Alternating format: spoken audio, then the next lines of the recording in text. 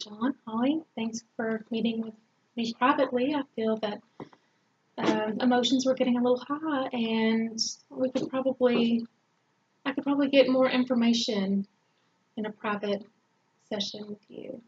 Let me start off by reminding you that everything that you say to me here is confidential, and I will not be sharing it unless you give me permission to do so. So, are you still willing to continue this process and go forward with mediation? Yeah, I don't hold out much hope, but I'm willing to Okay.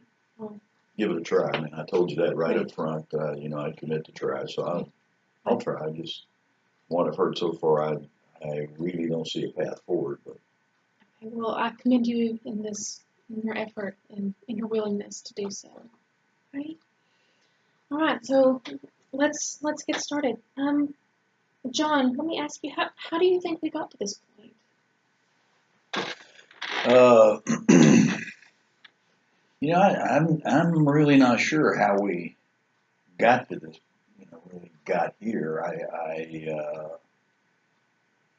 guess being honest, the last few months, maybe a year or so, communications between us and Chris seemed to take a turn, and we couldn't talk. I tried to talk to him about things, and it was just like he either wasn't there, even though he's looking at you, he's not really listening to you. A week later, I'd bring up something, and he'd say, "Well, you never said that to me." I said, well, yeah, I did. And it's like he was just absent from being there. And then other things started happening, and then people started coming into Holly and reporting different things around Chris's behavior, which is a little bit disturbing. And and it's difficult. Henry built this company from the ground up, and he was gracious enough to bring Chris and I in, and it's ripping his heart out.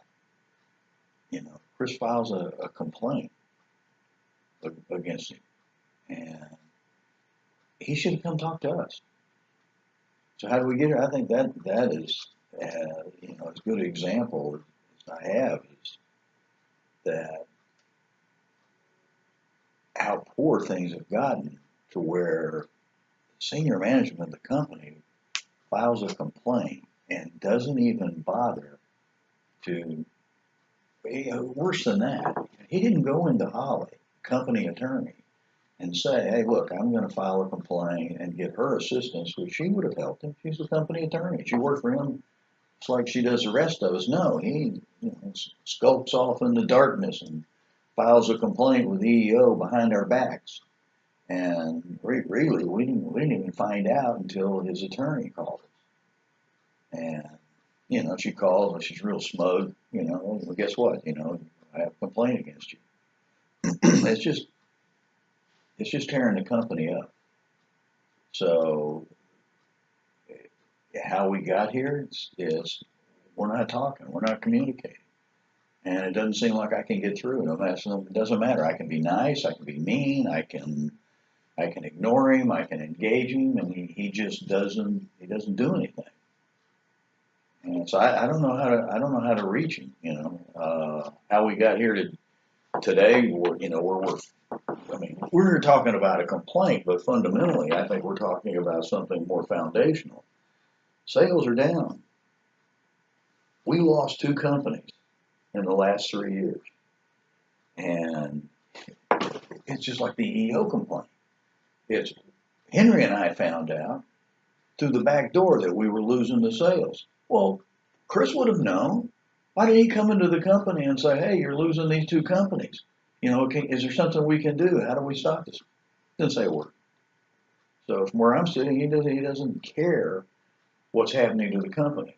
And then to add insult to injury, he files a complaint to make it even worse, knowing that if somebody finds out that we're in this room having this conversation, what it does to our reputation. That's very, very difficult. Budget-wise, he's a businessman. He knows You just don't spend money you don't have. You talk to somebody. You know there's. I have money in my budget. I don't travel as much as he does. I possibly could have moved money from my budget over to his budget if I had known. But instead, we find out, his counts are in arrears because he's spending money he doesn't have. He doesn't say anything to anybody.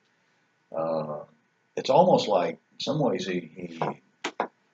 hate to use the word irrational, but it is. And then when we try to, when we really get to a point where we're at a critical juncture and we need to have conversations, real conversations where there's communication, it's like he doesn't care. So he doesn't leave us any option.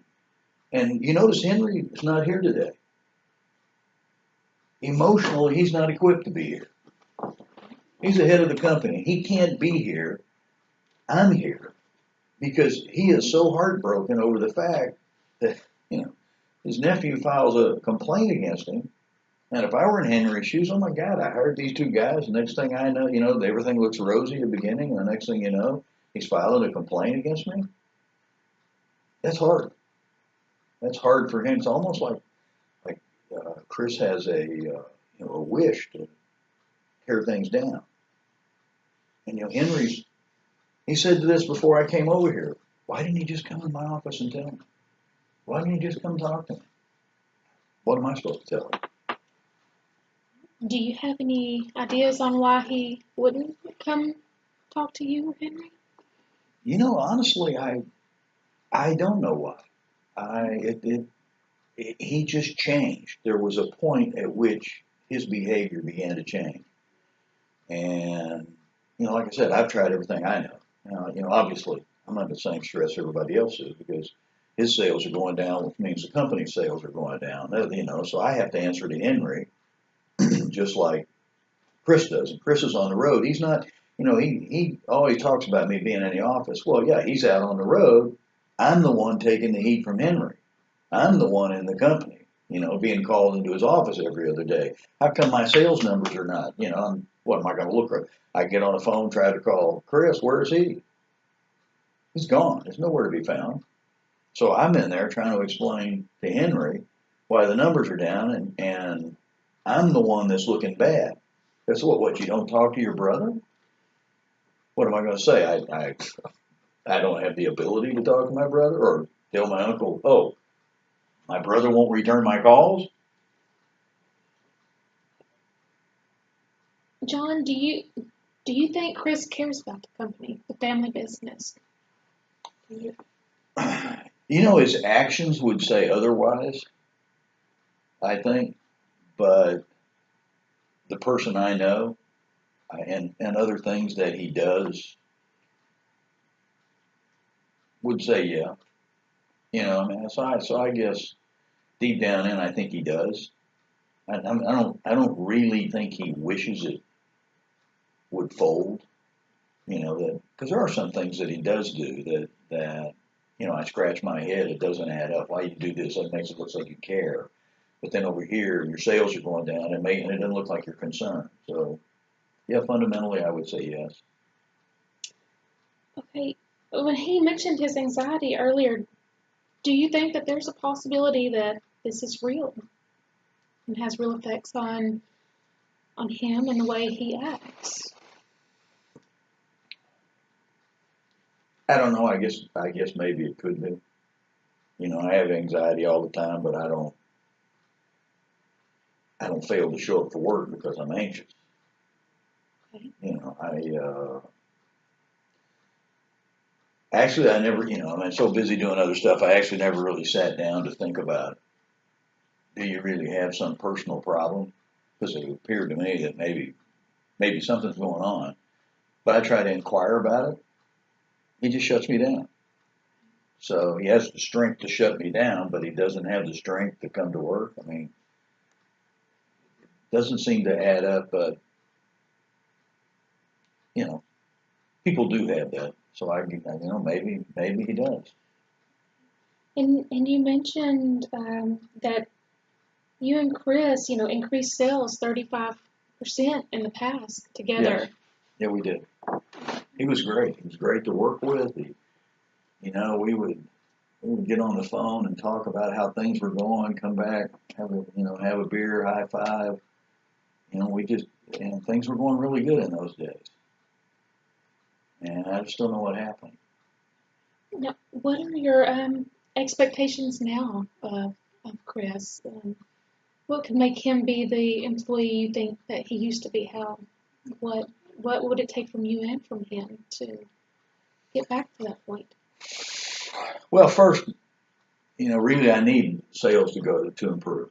We need sales to improve. The company needs sales to improve. I always say, we or I, but truly, for us to stay in business, sales have to continue.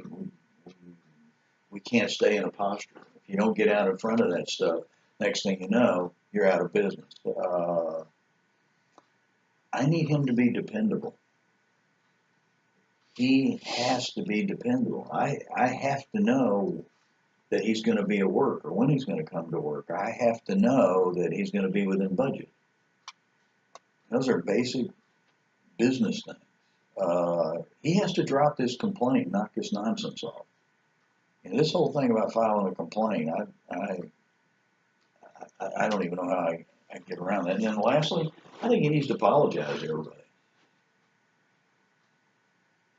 He's left us all hanging out there in meetings and spending our money, and I think the company's owed an apology. Not me personally, but I think he owes the company an apology. Okay, let's switch roles a little bit. What do you think Chris would need to be successful in the business again? Oh God.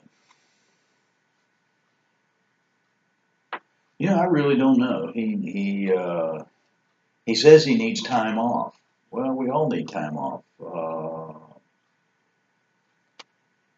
don't know. What does that look like? He needs a month off to go fly to Hawaii and recuperate? Or, what? I hear him saying it, but I don't hear what that means. I don't know what that means to me. That's what he always harps on is, he needs time off. And then he keeps talking about his competitors, he's always making excuses. It's always an excuse. It's like, well, I can't stay in budget because of competitor.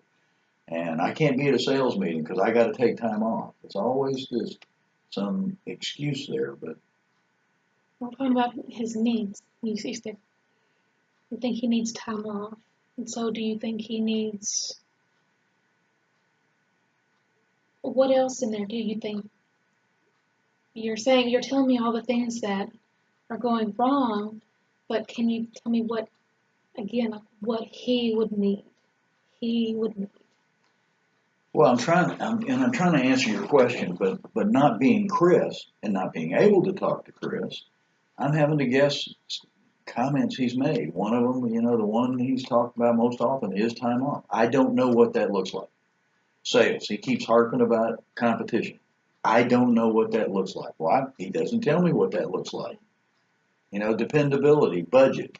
All he does is make excuses about what my budget is, but I don't know what he needs in a budget because I'm not hearing what he needs. So I can tell you things I've heard him say, but in all honesty, I don't know how to meet his needs at this juncture because we don't talk.